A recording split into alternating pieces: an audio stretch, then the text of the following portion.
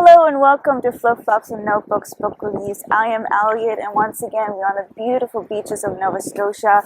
It is quite hot again, but I am kind of here in my sort of back cave with a nice ocean breeze keeping me cool.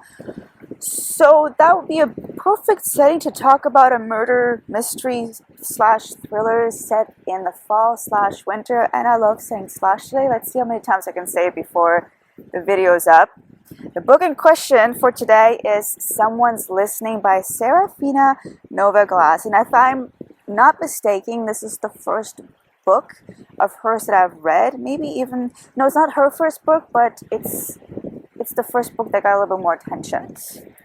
First of all, thank you to the publisher Harlequin Trade Publishing and NetGalley for providing me with a copy of the story. All of my opinions are my own. This was published in July 2020, so that's like 2 years ago already. Wow, time flies. And I really had to laugh when I was reading my review I wrote back then, because I was not in a very good space back then. We were still living in our tiny little shoebox apartment that had absolutely no AC.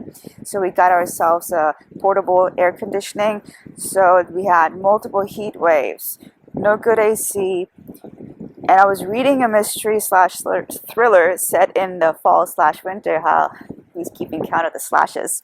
In the semi-dark, in my skivvies. And I was just rejoicing because I was at least in my mind somewhere cool while I was battling another heat-induced migraine. So that's the backstory of this, of my personal experience. Let's talk about the characters. The protagonist. She's a mess, and she's in quite the messy situation. She's suffering from PTSD, anxiety, and panic attacks. And she has some pretty unhealthy coping strategies.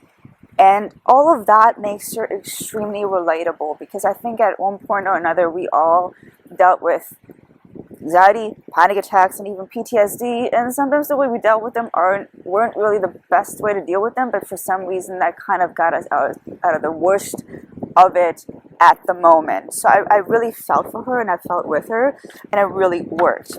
There are plenty of secondary characters, and I kept wondering about their intentions. How do they fit into the story? Why are they here or there? What could it all mean? But all of them didn't really clutter the story. So instead of being frustrated, annoyed of having to read about X character or Y character, I was just really sitting there going, okay, I want to see where this goes, which is a good thing, right? The writing is a first-person narration, also good for mysteries slash thrillers, because it always adds a little bit more doubt. We got the unreliable narrator, or maybe not. Maybe it's just she's too honest. Who knows? We just have to find out. And it didn't get lost in too much detail, which was nice, because we got the atmosphere going on, but it wasn't so much where it was kind of like, okay, I really don't need to know how many layers she's wearing when she's stepping outside when it's raining or snowing. So again, that was great. The plot was pretty straightforward looking back at it, but while I was reading it, it felt more like untangling a web of mystery. It was just like you pull one string and like another little knot is created over here, and you were just right in the middle of it, and you just trying to keep everything straight. Again, it's like a lot of details, but not so much that you just felt overwhelmed or annoyed or frustrated. You just wanted to throw the book in the corner. So it was all very well done. The verdict, overall, great read. It kept me on the edge of my seat. I really enjoyed it. She's become, the author has become one for me to look out. Whenever she publishes a new book, I check it out, because I do really enjoy her work. And I would definitely recommend it for anyone to try who loves mystery slash thrillers. Alright, that's enough for me for today. Thank you so much for watching. Like the video if you indeed liked it. Subscribe to my channel.